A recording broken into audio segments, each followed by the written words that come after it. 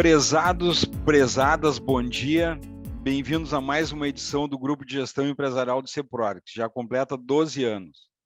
Informamos a todos que esse evento está sendo gravado e será disponibilizado nos canais de comunicação do CEPROG. Informamos ainda que, em conformidade com a LGPD, ao se inscrever para esse evento, você aceita que seus dados aqui informados sejam utilizados para campanhas de marketing dos CEPROGs e patrocinadores. Este é mais um evento realizado pelos CEPROGs. Somos um grupo de empresários e empresárias que dedicam seu tempo de forma voluntária a ações voltadas ao fomento dos negócios digitais em nosso estado.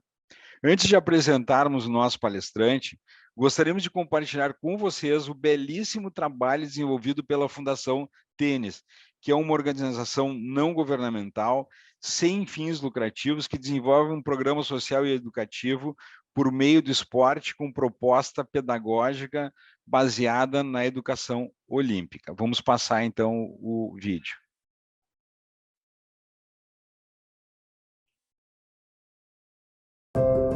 Imagine que isso seja o mundo. Um mundo de possibilidades, onde se realizam sonhos e se transformam vidas de crianças e adolescentes em situação de vulnerabilidade.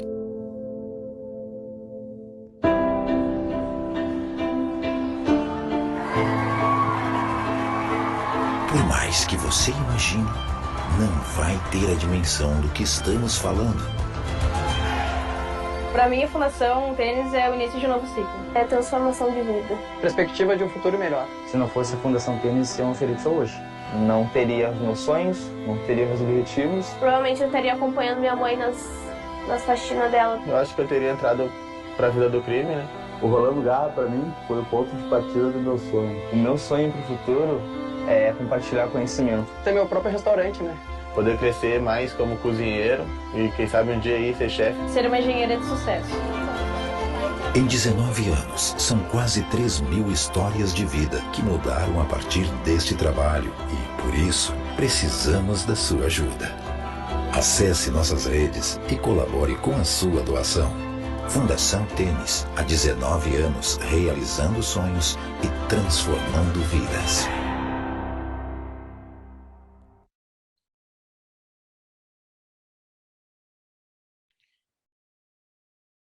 Fantástico esse trabalho da Fundação Tênis, né? O tema a ser abordado hoje será Total Experience, o segredo da experiência do cliente, com o sócio fundador e head de estratégias da Beta House, Felipe Beck. Felipe é apaixonado por estratégia, inovação e empreendedorismo. É sócio fundador da Beta House, consultoria especializada em transformação de negócio. Além disso, é fundador do EO, que é uma organização de empreendedores aqui em Porto Alegre. Vice-presidente de inovação e transformação digital do IBEF-RS. Membro da Singularity University Community e professor na educação executiva na ESPM. Informamos que as perguntas poderão ser enviadas ao longo da palestra via Q&A e serão respondidas pelo nosso palestrante ao final. Felipe, seja bem-vindo. Marcos, muito obrigado. Seja bem-vindo. Aí, te desejo sucesso aí na palestra, ok? Agora é contigo. Maravilha, Marcos. Muito obrigado. Obrigado, lá. Marcos. Obrigado, Lucélia. Vocês estão todos me ouvindo bem? Só para fazer um check. Tudo certo, tá bem, estamos te ouvindo, sim. Maravilha. E obrigado, CEPROGs, e obrigado principalmente a todos vocês, a Adiel, André, a Cláudia, Daniel, Felipe, Guilherme, enfim, todos que estão aqui para a gente bater um papo. E o objetivo aqui não é fazer uma palestra, aliás, nem me considero um palestrante, mas sim trazer um tema que eu acredito que seja do interesse de todos, né, que está relacionado à experiência do cliente. A gente vai trazer um outro viés, além daqueles que, logicamente, já devem ser muito bem endereçados por todos vocês. Tá bem? Vou compartilhar aqui minha tela, depois conto um pouquinho mais de todo o contexto que nós estamos inseridos. Acredito que agora vocês já estão assistindo, certo? Marcos, só me dá um ok também para a gente seguir. Tudo certo, Felipe. Maravilha. Bem bom. Então, pessoal, para a gente dar a largada, pergunto para vocês aqui, vocês podem deixar a resposta, enfim, fiquem à vontade de pensar livremente. Quando vocês veem esse slide aqui, o que de certa forma vocês pensam? O que vocês enxergam quando vocês veem esse slide? Eu já fiz essa pergunta algumas vezes, muito bem, telecomunicações, marcas, inovação, tecnologia. Uma pergunta que sempre vem, o que é aquele último, né? E a grande questão é que a gente entende que todas essas empresas elas já foram grandes líderes de mercado, já tiveram fatias enormes de mercados globais, né? E elas hoje, muitas delas já viraram história do passado, né? Ou seja, toda vez que a tecnologia dominante mudou, o player dominante mudou também. E eu acho que isso já é uma boa maneira de iniciar, porque todos nós temos um certo conforto dentro dos nossos negócios, né? E a gente tende a ter uma expectativa de que os negócios tendem a se manter para sempre, mas até mesmo empresas que já tiveram 60%, 70% da fatia global daquilo que faziam em mercados enormes, como o mercado de comunicação móvel, acabaram ficando com o tempo. Então, dentro desse contexto, há 4 anos atrás, eu fundei a Beta House. Essa história iniciou no Vale do Silício, com um projeto para uma empresa enorme. Na época, estava num processo de redução de 80 mil para 20 mil funcionários. A partir dali, 2 grandes negócios surgiram, um com a Hyperloop, que é uma das empresas do Elon Musk, né? A gente fez um processo de transferência de tecnologia para essa empresa, nossa cliente, que era Andrade Gutierrez, e um processo também de cocriação de projetos juntos com os alumnais da Faculdade de Engenharia de Stanford. E aí, retornando para o Brasil, eu venho de um background financeiro, participei da XP Investimentos.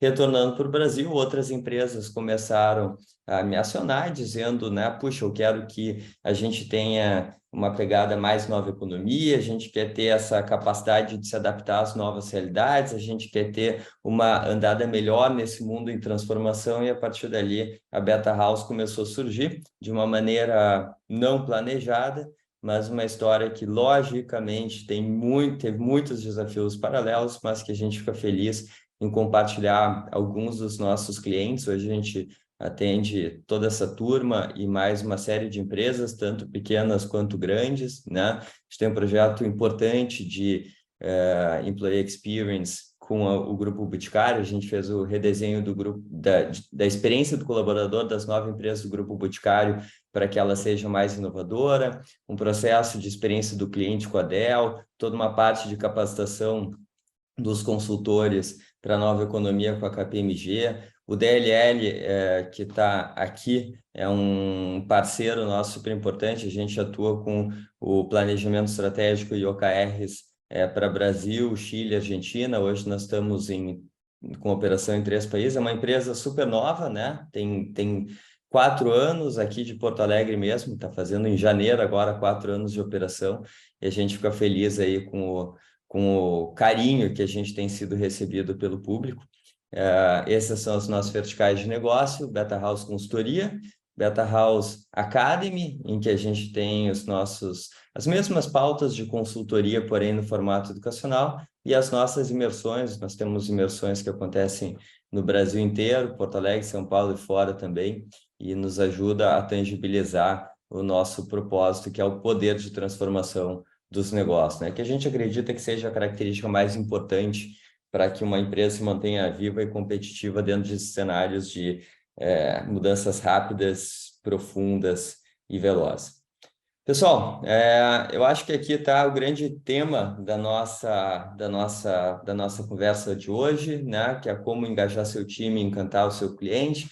Dentro da Beta House, a gente sempre foge dos padrões tradicionais, né, de conteúdo para justamente propor as reflexões sobre novas temáticas, novas práticas de gestão que a gente entende que são pertinentes nesse mundo em transformação. E dentro desse contexto, eu gostaria de novo, propor uma reflexão de vocês, assim como eu fiz ali no slide anterior, a partir dessa pergunta que é: qual é o fator que mais te conecta a uma marca, que mais te conecta a uma empresa? Uma vez me disseram que essa era a pergunta de $1 milhão, eu não estava nem cobrando pela palestra, e aí eu comecei a achar que, de fato, esse tema aqui ele tinha realmente bastante interesse, e esse conceito ele acabou sendo desenvolvido dentro da Beta House, muito a partir de uma leitura da Gartner. Mas antes da gente entrar no conteúdo em si, eu não sei se aqui alguém é de São Paulo, mas eu queria mostrar uma foto desse colégio, que é um colégio tradicional, Colégio Dante Alighieri, em 1924.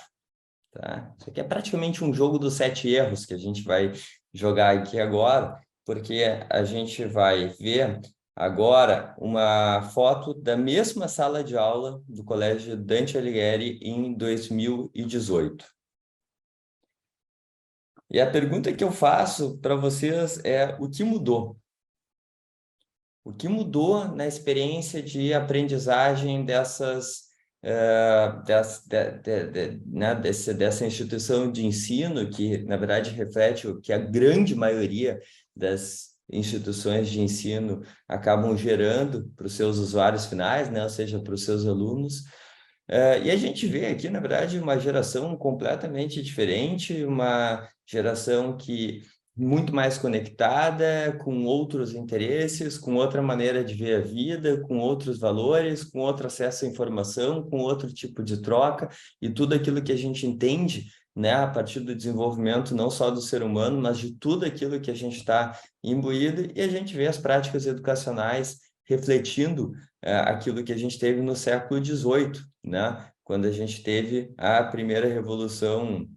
Desculpa, no século XIX, no século XVIII a gente teve a primeira revolução industrial, no século XIX veio a eletricidade, linha de montagem, Ford e tudo mais, e foi aqui que a gente trouxe esse modelo educacional, né? Tanto que se a gente pensar em alguns fatores como horário para entrar, horário para sair, a prática por repetição, a resposta, encontrar a resposta certa, avaliações periódicas, um líder na sala, uniforme, horário para comer, tudo isso, na verdade, são formas de como a indústria do século XIX começou a trabalhar a partir da segunda revolução industrial, com Ford, eletricidade, etc., dentro das plantas, e a gente trouxe aqui dentro do contexto escolar, e muitas escolas ainda seguem esse mesmo padrão.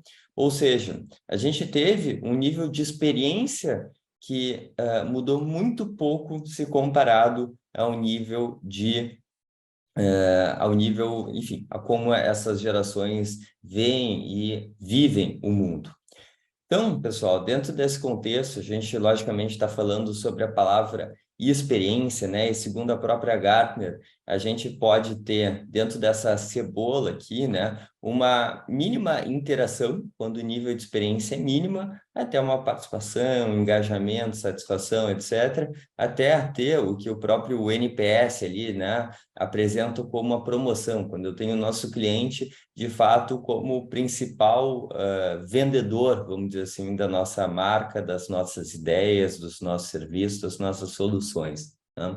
E o mais interessante é que, segundo a Gartner, e esse é um estudo super interessante, depois eu posso passar para vocês a referência inteira, essa mesma cebola, digamos assim, ela se adequa tanto na questão da experiência do cliente, quanto na questão da experiência de colaborador, ou seja, o que faz com que a gente se conecte a uma empresa, com que a gente se conecte a uma marca, é justamente a capacidade que essa empresa tem de gerar experiência para nós, e isso se aplica tanto como experiência do cliente, quanto como colaborador. E aqui, pessoal, olha que interessante, olha que bola picando na pequena área que nós temos. Dentro do contexto da experiência do cliente, 87% dos clientes acreditam que as empresas deveriam gerar melhores experiências.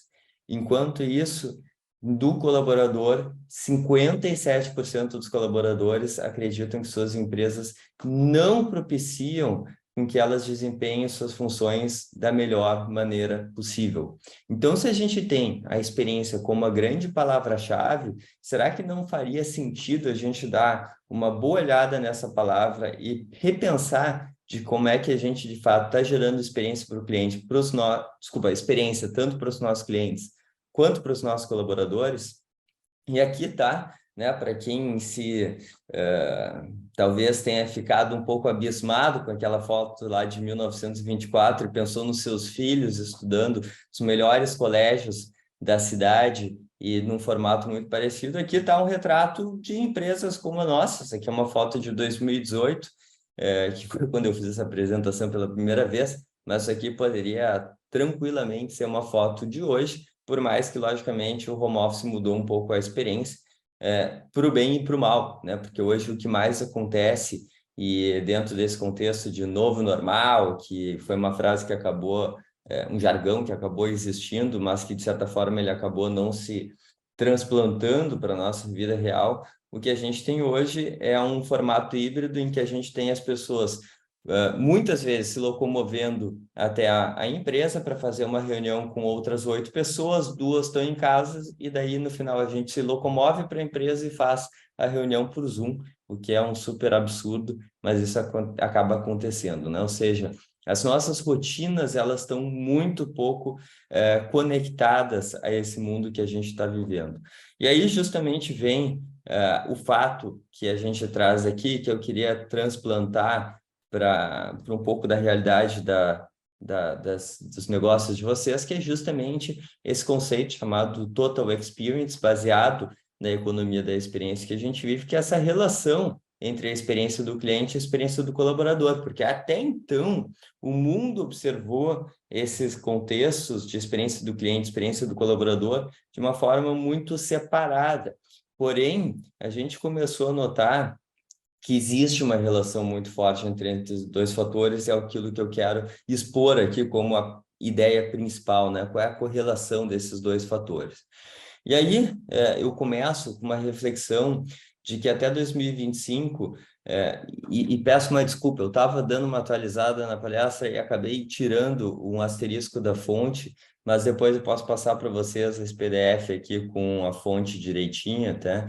Mas é uma pesquisa da Deloitte que mostra que até 2025 os millennials representarão 70% da força de trabalho mundial. Isso é super interessante porque, historicamente, a gente percebe duas coisas. Primeiro, que as empresas, elas muitas vezes são administradas por gerações mais antigas, como, por exemplo, baby boomers, e tem como a grande parte da força de trabalho millennials ou até centennials, né? O que faz com que a gente tenha uma formatação da experiência do trabalho, daquilo que é mérito, daquilo que, de fato, contribui, vamos dizer assim, para aquilo que é importante para o colaborador, sendo endereçado de uma forma diferente, como o colaborador, de certa forma, valoriza. Então, aqui a gente tem um contexto de diferentes gerações, e uma liderando, outra, entre aspas, trabalhando, vamos dizer assim, né? E aqui, logicamente, gera um ruído. O segundo ruído que gera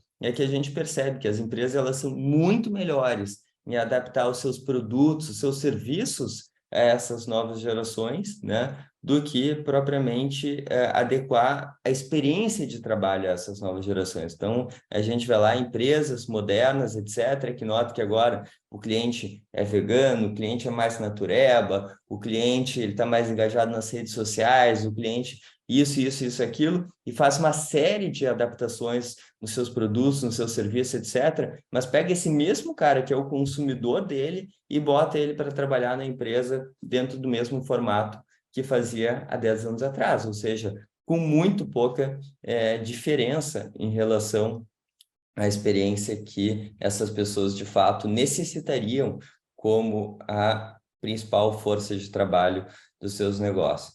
E aí vem, logicamente, o grande desafio, que é unir esses novos modelos de gestão e liderança, né, com o mindset das novas gerações. Eu preciso, para me adaptar a essas novas gerações, trazer novos modelos de gestão e liderança, até porque, como a própria MIT traz, a boa experiência é o marketing para 94% das pessoas. E, de novo, isso aqui está relacionado não só para o consumo daquela solução, daquele produto, daquele serviço, daquela empresa, mas também, né, no momento de um talento digital, que todo mundo aqui sabe o quanto que está difícil competir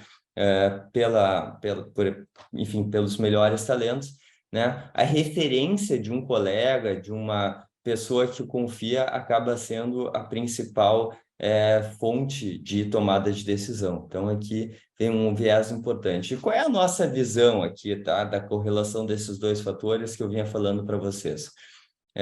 Isso aqui não é uma verdade absoluta, isso aqui é um racional da própria Beta House, mas que a gente começou a ver nos nossos trabalhos com Dell, com o Grupo Boticário, com diversas outras empresas que vocês viram o logo ali na frente, né? Algumas relações como a que a gente está trazendo aqui de uma forma muito clara para nós, né? Então, a partir do momento que eu gero uma boa experiência para o meu colaborador, eu consigo atraí-lo e engajá-lo de uma forma muito melhor.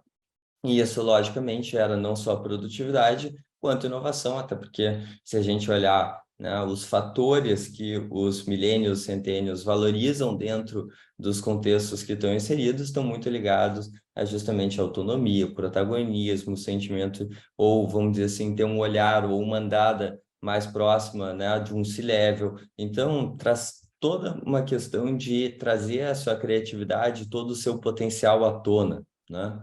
E dentro desse contexto, então, se eu trago uma melhor experiência do colaborador, eu finalizo com mais produtividade e inovação dentro do contexto do colaborador, mas isso acaba gerando também uma maior experiência do cliente, porque mais produtividade, mais inovação por parte da experiência do colaborador, eu tenho mais experiência do cliente, eu tenho mais fidelização e promoção, né? Voltando àquela cebolinha que nós trouxemos lá na frente, e eu tenho mais crescimento e mais lucro. Então, isso aqui é um flywheel que mostra claramente como, quanto mais experiencial eu mantenho a minha relação de empregabilidade com os meus colaboradores, né? Quanto mais experiencial, quanto mais imersivo, quanto mais eu favoreço o protagonismo, a criatividade, troca de ideia, melhor eu tenho a experiência do meu cliente, melhor eu tenho a fidelização e a promoção deles para outras empresas e mais lucro eu acabo tendo no meu negócio. Faz sentido isso aqui para vocês? Dentro desse contexto, a gente percebe então que há uma forte relação entre a experiência do trabalho e a experiência do cliente, e a gente percebe isso não só na Beta House, a primeira empresa que viu isso foi o Google, né? Questionado Larry Page e o Sergey Brin quais foram os principais fatores com que fizessem com que o Google fosse o Google, e aí está claro, né, o que significa o Google ser o Google, porque o Google poderia ser qualquer buscador de internet ou qualquer empresa que acabou sucumbindo com o tempo, mas eles trouxeram dois fatores, né? A experiência do cliente, a experiência do colaborador, eles entenderam a nova geração de uma forma totalmente, não só diferente, mas com muito protagonismo nesse tema, e acabou gerando uma experiência de trabalho que fez com que todas as melhores mentes do Vale do Silício quisessem migrar para o Google, né? Muitas vezes competindo não só com outras empresas do Vale do Silício, mas até com o próprio fato de empreender uma startup, uma empresa de tecnologia ou algo assim, né? E aqui está algo que eu super recomendo que todo mundo entre e dê uma estudada, que é um site que se chama rework.withgoogle.com. Eles fizeram uma série de testes, né? Para quem acha que a experiência do colaborador no Google é só a piscina de bolinha, quadra de vôlei e tudo mais, logicamente vai muito além disso.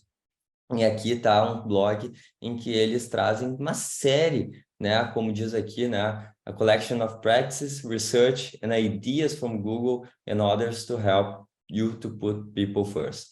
Então, dentro desse contexto, tem, por exemplo, um caso que eu acho fantástico, de um setor que começou a questionar o papel do líder. Eles fizeram uma experiência tirando o líder do setor, e a partir daí eles voltaram a demandar um líder no setor, porém que tivesse um formato de trabalho e um tipo de engajamento com o time completamente diferente. E a partir daquilo ali foi validado um novo modelo, e hoje isso aí é uma prática no Google inteiro. Então aqui tem uma série de experiências que eles fazem justamente para que a gente... aqui está um blog que mostra um monte de exemplos justamente para que a gente possa ter acesso e a partir disso não só se inspirar, mas talvez até trazer algumas dessas boas práticas para dentro do próprio negócio. Fica aí o convite tanto para vocês quanto seus gestores de entrarem aqui e darem uma boa zapeada nesse site aqui, que é absolutamente fantástico. LinkedIn é uma empresa que também, particularmente, eu vivi um período no Vale do Silício, passei um período na China também. LinkedIn tive uma experiência a partir de um momento que a gente teve uma reunião e a gente foi convidado, o pessoal que estava na reunião, a sentar no chão. E dentro dessa reunião se colocou uma plaquinha muito parecida com aquelas plaquinhas que tem em shopping, assim, quando a gente vai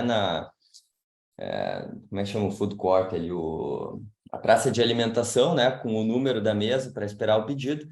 E tem ali uma plaquinha, e ele colocou uma plaquinha, né, de ferro e tudo mais, com o assunto, quem éramos e tudo mais, como se fosse um resumo daquele papo, e outras pessoas passaram a sentar ali e colaborar com o assunto, né, porque eles entendiam que, de fato, ali, aquela reunião, ela não precisava ser de portas fechadas, pelo contrário, quem quisesse se conectar, entender, explorar, aprender ou participar daquele papo, estava super convidado. Isso, logicamente, uma prática super diferente. Outra coisa que eu gosto muito do Google, do LinkedIn, desculpa, é que todas as reuniões de avaliação e feedback, elas não são feitas numa mesa, com um avaliador ou líder de um lado da mesa, a pessoa no outro.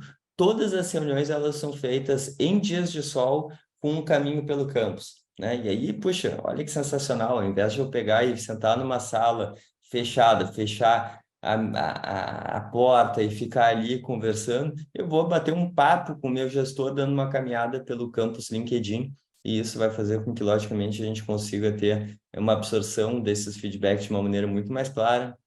Netflix é outra empresa que contém uma série de boas práticas de experiência do cliente que fazem com que tenha sido uma empresa revolucionária dentro do seu segmento.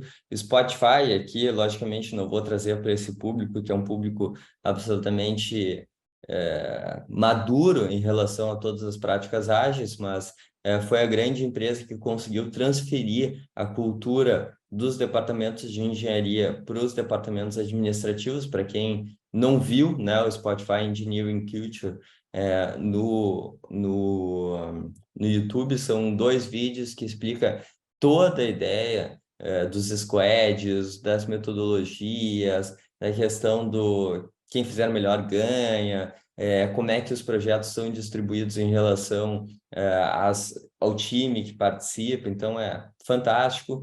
Deloitte é uma outra empresa muito bacana que, principalmente na Europa, tem uma característica de customização de trabalho absolutamente eficiente.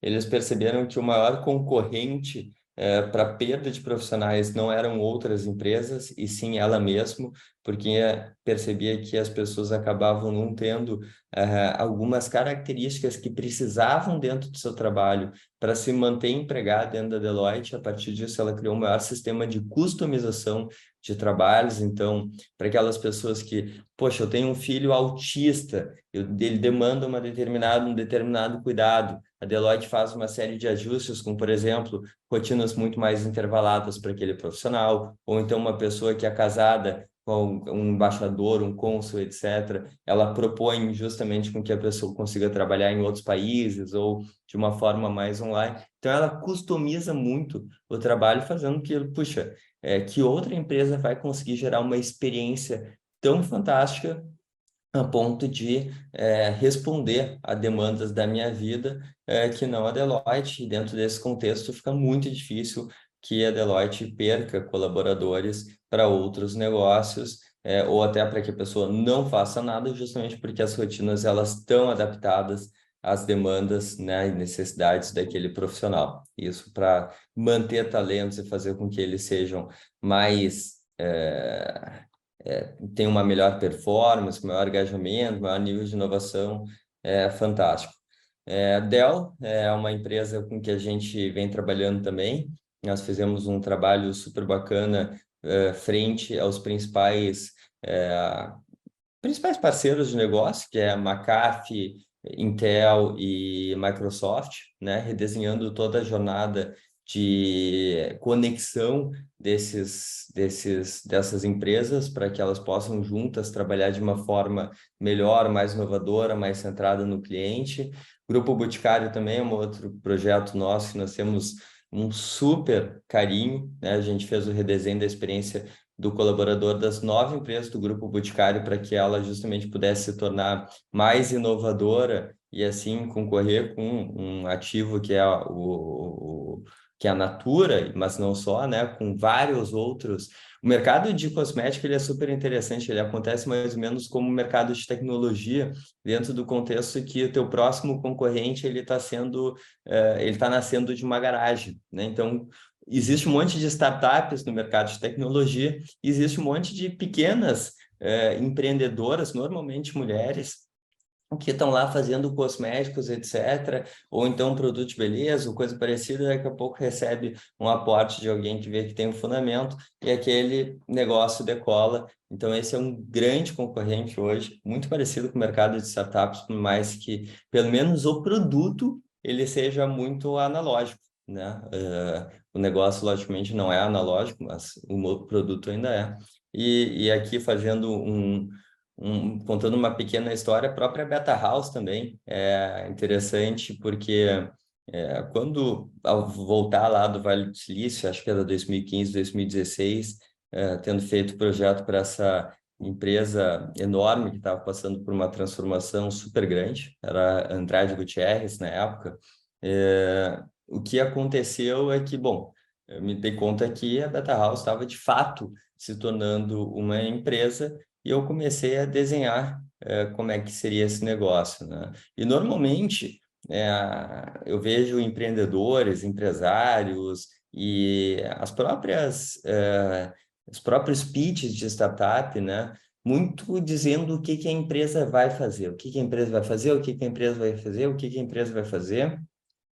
E por já ter passado por uma série de experiências, eu tenho 38 anos, na época eu devia ter uns 34, tinha sido sócio de uma das empresas da XP Investimentos, tinha já empreendido outros negócios, tinha vivido em outros lugares do mundo, tinha passagem pela PwC, tinha sido o coordenador da ANCHAM, que é a Câmara Americana de Comércio, aqui no Rio Grande do Sul. Então, eu tinha tido uma série de experiências e eu coloquei lá, parecia um papo meio de louco, porque na minha casa tem uma área externa, né? E tem uma folha de vidro, assim, né? Uma janela de vidro que eu botei lá como se fosse um ativo e um passivo. Tudo aquilo que eu queria no meu negócio e tudo aquilo que eu não queria no negócio.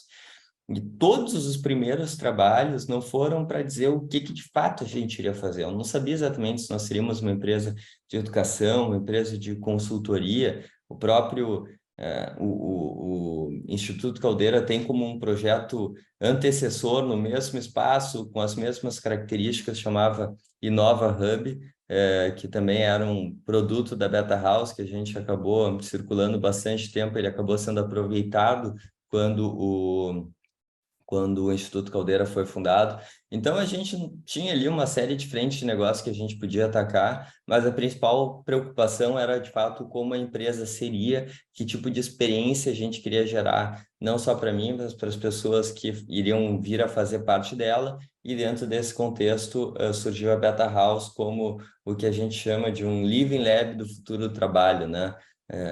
Algumas fotinhos aqui de alguns lugares que acabaram me inspirando muito, né? A China, por mais que tenha uma nova economia totalmente diferente dos contextos que a gente tem como referência mais tradicional, que são os do Vale do Silício, né? Eu aprendi muito com um cara que é o Marcelo, que é CFO da Huawei. Foi ele não chegou a ser um mentor, mas ele foi uma referência muito grande para mim em várias coisas, Salesforce, Singularity, que eu fiz parte, LinkedIn, e eu trago também muitos contextos do mercado financeiro, principalmente buscando tangibilizar resultados, que eu vejo que esse mundo da inovação, da estratégia, do desenvolvimento de lideranças e de vários fatores que a gente acaba trabalhando, ele vinha sendo trabalhado de uma forma muito pouco metrificada, com muito pouco olhar para resultado. O grande empenho era muito no processo. Esse era um sentimento meu. E a partir daí a gente acabou trazendo toda uma proposta de trabalhar esses mesmos fatores, porém, né, como um bom financista, que eu nunca fui, sempre fui um cara muito mais de estratégia de negócio do que propriamente de gestão de números, mas isso aí, de certa forma, acabou ficando dentro de mim e trouxe esse olhar para resultados de uma forma que eu acho que ela é muito mais abrangente, né, do que outras empresas que, logicamente, trabalham com alguns fatores parecidos com os nossos, né? Dentro da nossa estratégia do Oceano Azul, é muito claro essa diferença que a gente propõe, vamos dizer assim, nos nossos projetos, e o que fez com que a Beta House acabasse sendo o que a gente chama de um Living Lab do futuro do trabalho, isso porque a gente busca praticar, né, muitos daqueles contextos que a gente observa em diversas outras empresas, logicamente não com uma expectativa de acertar em tudo, muito pelo contrário, mas com uma expectativa de testarmos, aprendermos, entender o que faz sentido, o que não faz sentido, não só para nós, mas para os nossos clientes também, e a gente poder propor nos nossos projetos de OKRs, nos nossos projetos de pessoas, de inovação, de estratégia e também de tecnologia, que são as áreas que a gente atua dentro da nossa consultoria, né? Então, pessoal, para partir aqui para as perguntas, eu gostaria de trazer duas frases que eu acho que resumem essa conversa aqui de hoje, né? Que quanto mais a sua empresa investir em experiências de colaboradores e clientes, mais competitiva ela será neste mundo de rápidas e profundas transformações. Se vocês tiverem interesse, a gente tem um diagnóstico sobre experiência que a gente pode passar para vocês, tá? Para vocês tentarem metrificar isso. Então, fiquem super à vontade de acessar a gente e nos pedir esse pré-diagnóstico, assim como entendendo que a experiência é um fator super forte para a competitividade, para a inovação. Fica aqui a pergunta, como é que é a experiência de trabalho dos colaboradores, porque acaba refletindo muito também, como nós vimos, como é a experiência de consumo e relacionamento com os seus clientes.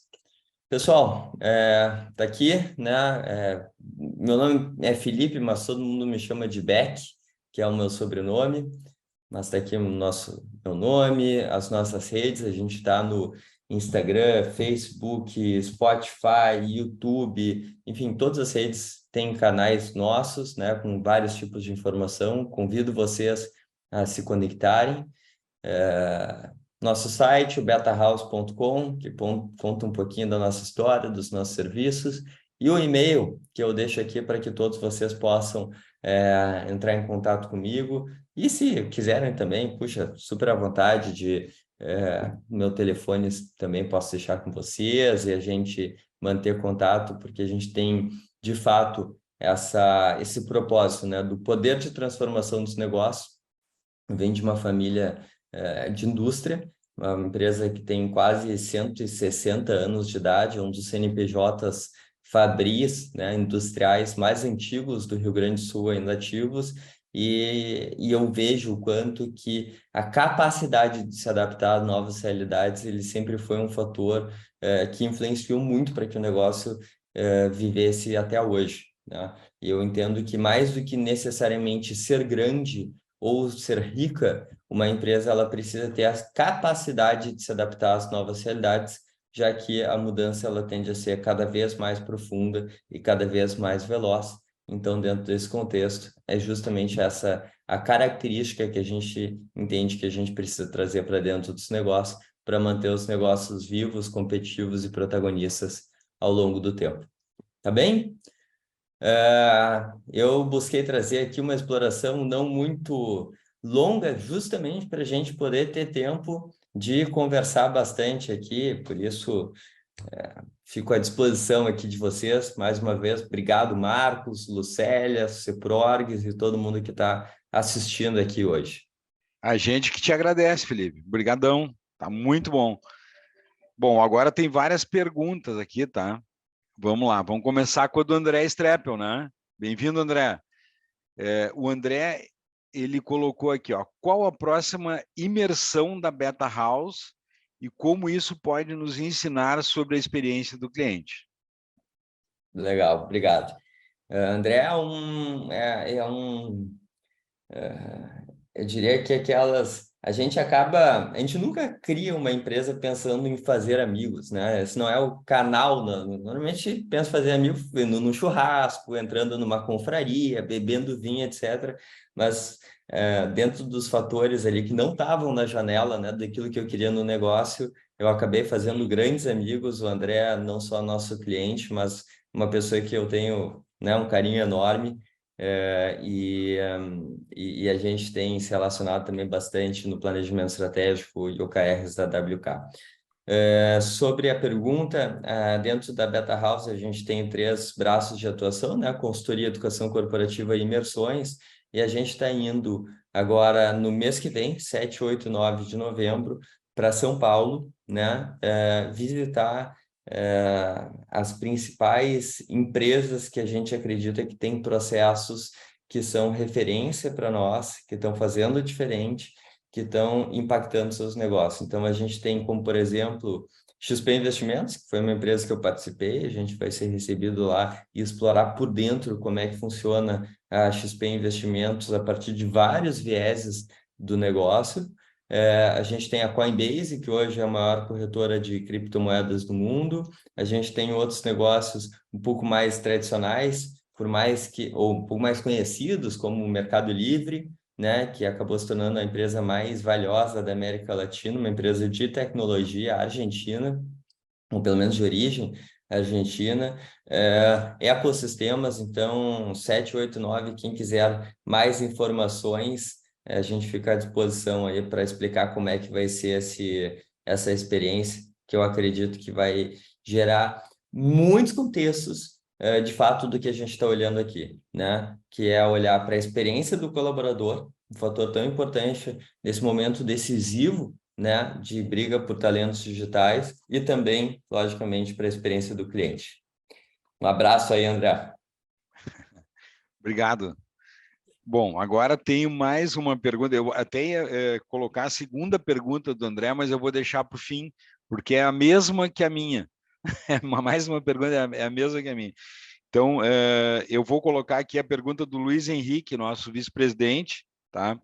Ele pediu aqui, Felipe, para tu contar qual foi a experiência mais gratificante que tu tiveste nos teus clientes. Não precisa ser um cliente grande, né? Ele colocou, mas assim, a mais gratificante que tu tiveste nesses anos. Legal, eu vou contar então uma história, tá? Que para mim ela é muito simbólica, ela reflete muito como é que é a Beta House, né? E até um pouco daquele contexto que a gente ia falando hoje nesse próprio papo sobre a experiência do colaborador, a experiência do cliente. A gente foi recebido por uma empresa que se tornou líder nacional do seu segmento, e a fala foi, cara, a gente chegou até aqui, a gente acredita que tanto o propósito, e era uma empresa do mercado da saúde, né, quanto a questão da inovação, elas nasceram com os sócios e elas estão dentro dos sócios, e isso não está trazido para toda a empresa, né? E a gente precisa com que vocês aumentassem o senso de propósito e aumentassem o senso de inovação do nosso time, do nosso middle management, né? Eram umas 45 pessoas, mais ou menos. E aí a gente disse, bom, para um projeto como esse, a gente não vai para uma sala de reuniões desenhar, a gente vai fazer algo totalmente diferente. A gente foi a gente chama o nosso QG, né? O nosso headquarter, que é literalmente o salão de festas da piscina da casa da minha mãe lá. A gente foi para lá e a gente acabou desenhando uma experiência em que, sem saber, as pessoas foram recebidas um dia dentro da empresa, elas sabiam que iam passar um dia fora, elas entraram numa van, num micro-ônibus, tá? E elas foram direcionadas sem saber à Casa do Menino Jesus de Praga, que é um lar que acolhe e trata de crianças com lesões cerebrais severas e abandonadas pelas suas famílias. As pessoas não tinham nem ideia do que elas estavam fazendo ali, muito menos o que era a Casa do Menino Jesus de Praga. Todo mundo foi desembarcado e a gente chegou assim, olha, pessoal, o negócio é o seguinte, a gente tem essa instituição, tá? Precisando um monte de ajuda e conversando com os sócios, né, da empresa, que se chama Expermed, eles possibilitaram com que vocês viessem aqui, unir, né, o conhecimento de vocês para ajudar a Casa do Menino Jesus de Praga. E a partir daí, eles trabalharam num projeto de entender quais eram os gaps, o que tinha de recurso, o que não tinha, entender como é que eram aquelas crianças lá dentro, visitaram inclusive as partes hospitalares, etc. E aí, sem eles saberem o que justamente eles estavam fazendo ali, a gente facilitou todo um processo com metodologias ágeis para priorização dos desafios, criação de squads, testes para criar novas soluções, né? E depois desses projetos serem evoluídos e implantados dentro da Casa do Menino Jesus de Praga, que a gente contou para essa turma que, na verdade, isso tinha sido feito não porque os sócios tinham liberado o tempo dos gestores, mas sim porque tinha sido uma demanda que eles tivessem um maior senso de inovação e também um maior propósito que é relacionado à saúde, né, que era o setor que a empresa vinha atuando. Então, dentro desse contexto, a gente acabou gerando não só um resultado muito importante para a Casa do Menino Jesus de Praga, que teve 3 projetos implantados lá e 2 desses 3 eles rodam até hoje, né?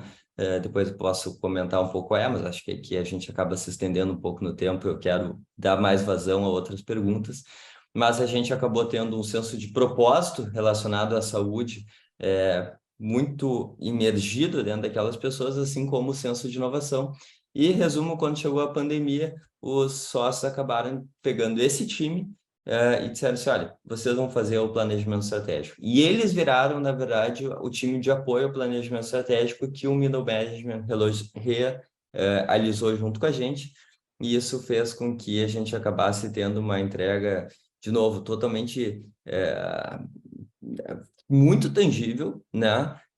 Muito mais qualquer treinamento ou coisa parecida assim, e dentro de um contexto de experiência, e isso, logicamente, nos impactou demais. Fantástico. Se tu me perguntasse, se fizesse a mesma pergunta para mim, eu ia te responder Casa Menino Jesus de Praga. Tá? Olha só que coincidência, né? Não foi combinado, né, Felipe? Não. E o ano passado, quem acompanha, Felipe, o grupo de gestão empresarial sabe que esse apoio que nós estamos dando agora para a Fundação Tênis, tá? O ano passado todo foi para a Casa Menino Jesus de Praga, tá? Então, a gente ajudou e tal. E a minha empresa também, alguns anos atrás, nós fizemos o primeiro projeto da rede de computadores deles lá e doamos para eles e foi uma experiência maravilhosa, né? Estamos acompanhando até hoje. Então, se tu me fizesse essa pergunta, eu te responderia a mesma coisa. E quem vai lá, quem já foi lá, fica tocado, né, com essa com o trabalho deles, com a disposição das pessoas, né? E agora, hoje, eu estava assistir o vídeo novo da Fundação Tênis, é uma coisa maravilhosa, né? Fazer alguma coisa pelas pessoas, acho isso uma coisa tão bacana, né? Eu cheguei a me arrepiar hoje com o vídeo novo da Fundação Tênis. A gente tem que apoiar mesmo, né? Mas muito Parabéns aos legal. Ceproargs, parabéns a ti também. Bacana. Parabéns a vocês. Bom, vamos lá. Aí tem 3 perguntas que ficam meio parecidas aqui, ó. O André está perguntando por onde começar um processo de olhar para a experiência do cliente, tá? Eu ia te fazer uma pergunta de Ana Lane, tá? Ela está fazendo se tu tem algum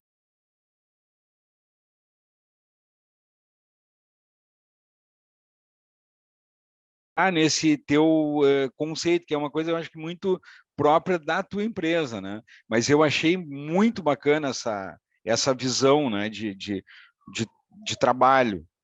Como é que a gente podia iniciar isso? Legal. Eu vou assim pensar em voz alta, tá? E se por acaso eu fugir Claro. um pouco do tema, tu me ajuda com as Não. perguntas de novo, me relembra ela. Sobre os livros, tá? Tô olhando aqui nesse momento seleção de livros aqui. Eu vou falar dois livros que na verdade não estão respondendo a pergunta, tá? Porque a pergunta ela pergunta sobre a experiência do cliente, e eu vou trazer sobre a experiência do colaborador, tá? Isso. Jacob Morgan é um autor que escreveu o primeiro livro sobre, não o primeiro, já tinha outras obras, mas ele foi um estudioso do futuro do trabalho e a partir daí ele entendeu que o futuro do trabalho está relacionado à experiência do colaborador, tá? E a partir daí ele escreveu o segundo livro, que é o Employee Experience Advantage, tá? Do Jacob Morgan. Sim, eu já não. Essa é uma referência muito forte que eu trago, tá? Sobre experiência do cliente, sabe que eu acho que é um dos temas que a gente tem maior gap literário. Eu já procurei alguns, eu sou um leitor customaz, e mesmo assim eu te diria que não é justamente na bibliografia, por mais que essa normalmente é a melhor fonte, né? As melhores referências. Eu também aceito sugestões.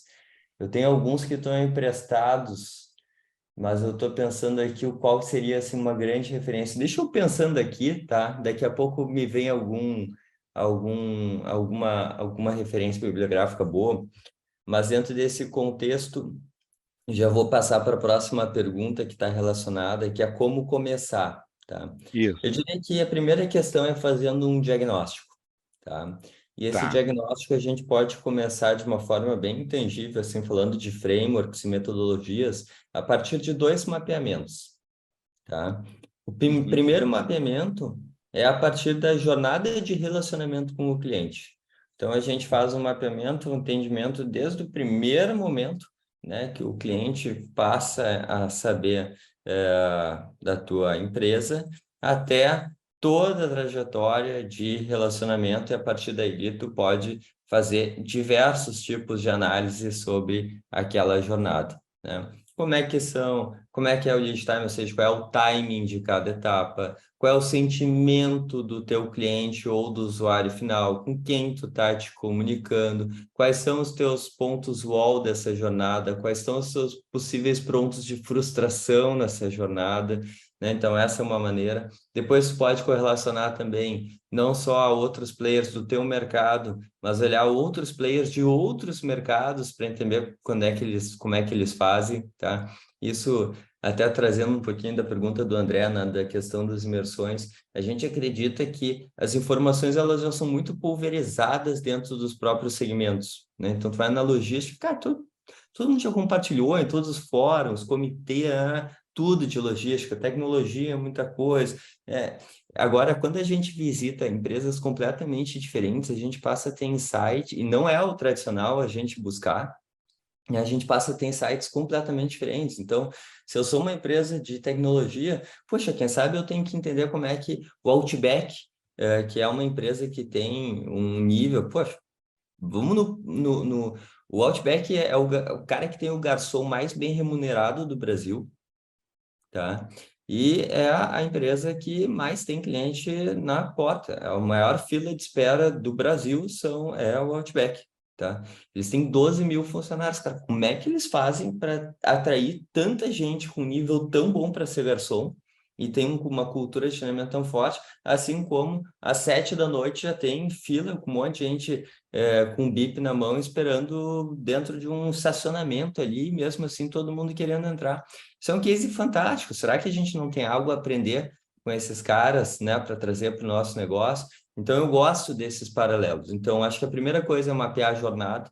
E dentro do mapeamento da jornada, a gente também pode fazer um mapeamento dos touch points, né, que são os pontos de contato, que não estão literalmente relacionados à jornada, mas que, de certa forma, também estão presentes. Então, como é que é o teu site? Como é que é teu aplicativo, como é que é teu saque, como é que é as tuas respostas em redes sociais, como é que são as tuas respostas em redes sociais, como é que é o teu atendimento. Então, ali a gente entra... O Nubank foi um modelo de negócio baseado num ponto específico que era atendimento do cliente, né? Ele trouxe a coisa mais, não mais antiga do mundo, né? Mas desde o Diners, né? Que era um cartão de crédito para restaurante, que tu chegava lá, comia nos restaurantes e pagava no final do mês, né? Mais ou menos como o mercadinho ali, né? Tu assinava a nota e acertava no final do mês. O Diners foi a empresa que trouxe esse contexto para um modelo de negócio. E o Nubank trouxe cartão de crédito, roxinho, como a grande novidade, mas não estava ali a grande inovação. O Nubank ele trouxe uma inovação em serviço, né? Um serviço ágil que lembra do que tu fala. Então, se tu atende um dia, por exemplo, né? Se tu não atende, mas se tu está falando com o pessoal, né? Do SAC lá, que eles chamam de setor de experiência do cliente, uma coisa nesse sentido. Diz, pô, estou aqui visitando a minha avó no hospital e um mês depois tu liga para eles de novo, eles perguntam como é que tá a tua avó, né? Puxa. Porque isso é super interessante, né? Nota que as empresas, normalmente, quando pensam, qual é teu maior ativo, né? Hoje, as empresas estão falando dos colaboradores, mas até então, as empresas falavam muito os clientes, né? Pô, cliente em primeiro lugar, cliente tem sempre razão e tudo mais. Aí perguntam assim, bom, mas para quem é que eu estou endereçando a responsabilidade do contato com o cliente? Muitas vezes, ou é para um robô humanizado, né? Um chatbot, né? Tentando humanizar, mas às vezes a gente não quer falar com ele, ele é o canal. Ou então, o que é pior ainda, quando tu consegue driblar o chatbot ou chegar numa pessoa, é um humano robotizado, que é a mesma coisa, que é um humano, só que ele consegue só responder aquela mesma linha, né, de perguntas e faz traz qualquer informação diferente, ele te bota no mudo e vai até o supervisor perguntar o que ele tem que fazer e te dá... E, logicamente, quando a gente faz um mapeamento, né, da jornada do cliente ou dos touch points, aquele fator do saque vai lá para baixo. E o que o Nubank fez foi dizer assim, olha, eu vou trazer esse contexto aqui, né, que é o que mais irrita as pessoas dentro dos bancos médios, não que é personalité, é private, etc. Talvez o pessoal aqui muitos sejam e não tenham esse contexto, mas assim, se quer resolver um pepino com o Itaú, é um horror para a classe média baixa, por exemplo, né? E daqui a pouco a gente vai trazer isso aqui como um fator UOL da nossa jornada de relacionamento e isso embasou boa parte do modelo de negócio. Então, acho que aqui é um exemplo aqui para a gente trazer. Eu ainda estou devendo o livro, tá? Não, tranquilo. Depois a gente passa, né, para a Suzana Lenz aqui. Agora ela fez outra pergunta aqui. Como conseguir esse diagnóstico? Como é que ela faz esse diagnóstico, né? Tu tinha comentado alguma coisa no início? Um diagnóstico muito bacana, tá? Até falando não só de experiência, mas para um olhar um pouco maior dentro das empresas, a gente consolidou, tá? Dentro da Beta House, são 6 perguntas sobre 4 temas. 6 perguntas sobre 4 temas. Então, tem uma afirmação, tu coloca de 1 a 10 o quanto que tu concorda com aquela afirmação, tá? Uhum. E o site é Beta House, assim como tá aqui, ó. .com. Aqui, tá? Beta House, sem os 2 pontos, Beta House tudo junto, com 2 S's, .com/diagnóstico. Tá aí, tá? ó. betahouse.com/diagnóstico, vai entrar ali, responde, e a gente até tinha isso de uma forma um pouco mais automática, a gente tirou a resposta automática justamente para a gente dar uma atenção melhor, então a nossa equipe faz uma análise das perguntas e a gente propõe ali uma call para a gente discutir o resultado. Então, são 6 perguntas. São 24 perguntas. 24 são 6 perguntas sobre 4 temas diferentes, entendi. que é pessoas, inovação, estratégia e tecnologia. Beleza. Respondido para a Suzana, então. É isso, Felipe. Eu acho que... Ó, espera aí que teve mais uma aqui. Deixa eu ver. Ah, não, a Tainara, né, colocou aqui o link, né? betahouse/diagnóstico. Beleza. betahouse.com/diagnóstico. .com/diagnóstico. Felipe, então é isso, tá? Agradecemos muito aí, o Seprorix te agradece muito, superou as expectativas, acho que está muito bom, as experiências que tu colocaste, a experiência que tu tiveste, né? Maravilhoso, agradeço o André Streppel aí, que foi o indicador do teu nome, né? Quem indicou o teu nome. Muito obrigado, André, ok? E aí, pessoal, muito obrigado a todos e até mais uma edição aí do Grupo de Gestão Empresarial, ok? Obrigado. Felipe, obrigado. Obrigado, Abraço pessoal. a todos. Quem precisar de alguma coisa, a gente está sempre à disposição, seja no Caldeira, seja em todas as nossas redes sociais. Preencha um diagnóstico, eu acho que vale muito a pena. As respostas, elas... Só o preenchimento ele já é muito interessante pelas reflexões que surgem, né, do próprio negócio. E aí a gente ainda vai ganhar o prazer de se conectar de uma forma um pouco mais direta para conversar um pouquinho sobre as respostas que vieram. Tá bom? Obrigado a todos de novo, Lucélia, desculpa, Marco, Seprorgues e toda a turma que está aqui junto com a gente hoje. Lipe, Tainara também fazem parte do nosso time. Muito obrigado pelo convite. Nós é que te agradecemos. Um abração, pessoal. Muito obrigado. Até a próxima. Um abraço. Tchau, tchau. Abraço.